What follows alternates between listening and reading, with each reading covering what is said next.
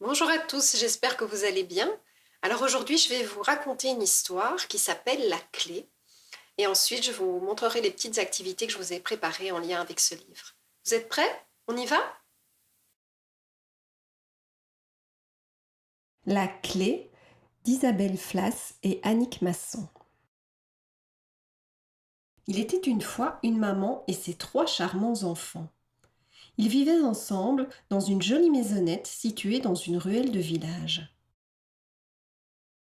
Ce jour-là, les 3 charmants enfants, le petit, le moyen et le grand, jouaient calmement dans le salon, au pied de la grande horloge, tandis que leur mère était occupée dans la cuisine.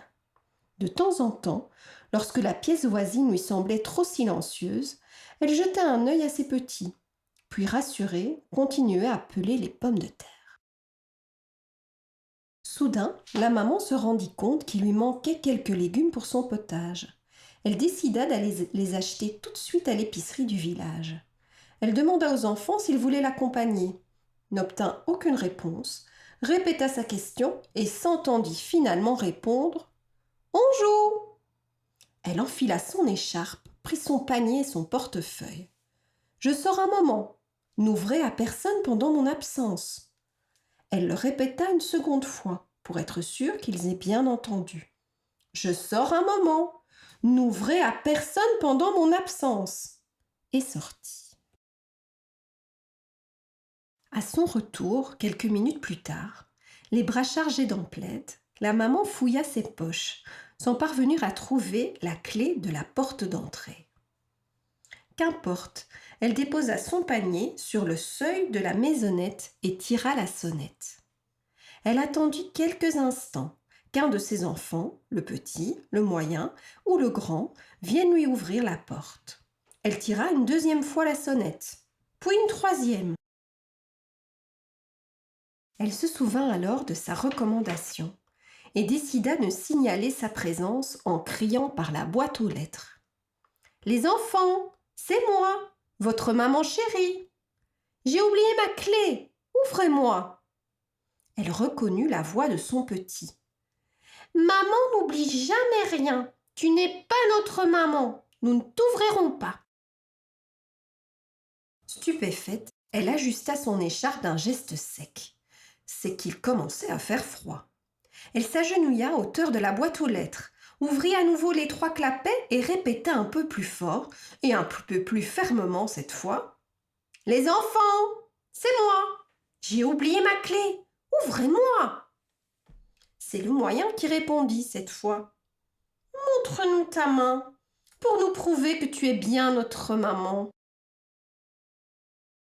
Elle soupira, rentra tant bien que mal ses doigts froids par la minuscule ouverture. « Maman a une main toute rose et toute douce. La tienne est rouge et gercée. Tu n'es pas notre maman. Nous ne t'ouvrirons pas. » Cette fois, c'en était trop. Maman agita un gros doigt menaçant, puis faillit rester coincée en retirant sa main. Elle se mit à tambouriner sur la porte. Elle sonna 2 fois, 3 fois d'affilée. Elle criait à présent. « Les enfants, ça suffit. Ouvrez-moi tout de suite. » Elle répéta encore plus fort et encore plus fermement. « Ça suffit. Ouvrez-moi tout de suite. » C'est le grand cette fois qui répondit. « Notre maman a une voix douce. Elle ne crie jamais aussi fort. Tu n'es pas notre maman. Nous ne t'ouvrirons pas. » Par l'ouverture rectangulaire, elle aperçut 3 têtes, une petite, une moyenne et une grande, qui se cachaient sous l'escalier pour mieux rigoler. Plus la maman insistait côté ruelle, plus les enfants riaient côté maison.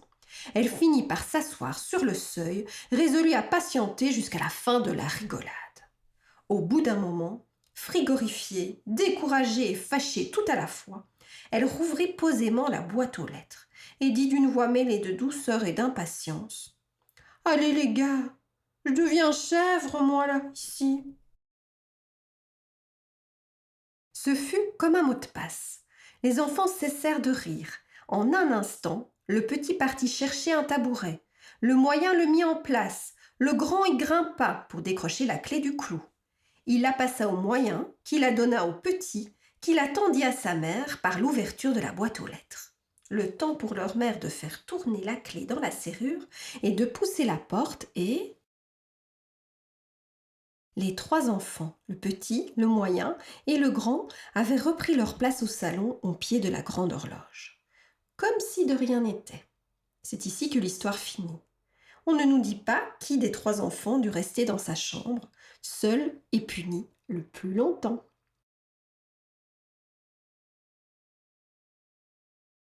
Alors j'espère que cette histoire vous a plu. Les activités que je vous ai préparées, c'est une série de petites questions pour voir si vous avez bien compris toute l'histoire. Il y a aussi un coloriage à imprimer avec quelques dessins à faire en plus, un petit jeu sur la clé, un pliage d'une maison à faire avec vos parents et enfin une petite chanson à mimer et à écouter. Je vous remercie et j'espère qu'on se verra bientôt. Au revoir. Je fais le tour de ma maison.